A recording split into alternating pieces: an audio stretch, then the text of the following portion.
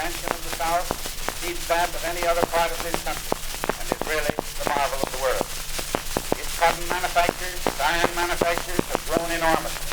And the South is today, in its cotton factories, in its iron factories, and in the sugar culture of Louisiana, more dependent for its business prosperity on the maintenance of a reasonable protective tariff than any other community in the country. It is vitally interested that the coming revision of the tariff shall be made upon protective principles and not with a view to the adoption of a revenue tariff.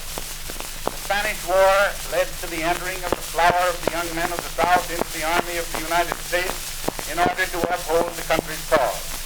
This did much to remove sectional feeling lingering after the Civil War and served to unite in a common brotherhood to blue and to gray.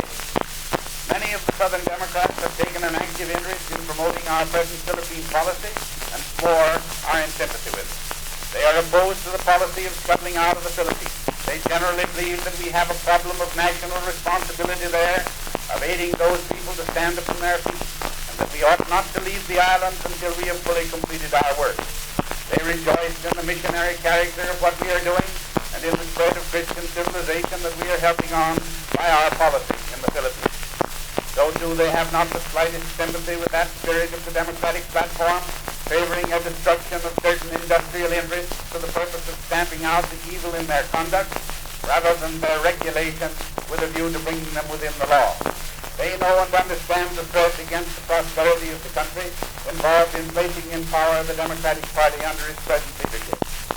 We hear much of Jeffersonian democracy and the adherence by the present regime of the Democratic Party to the principles of Thomas Jefferson.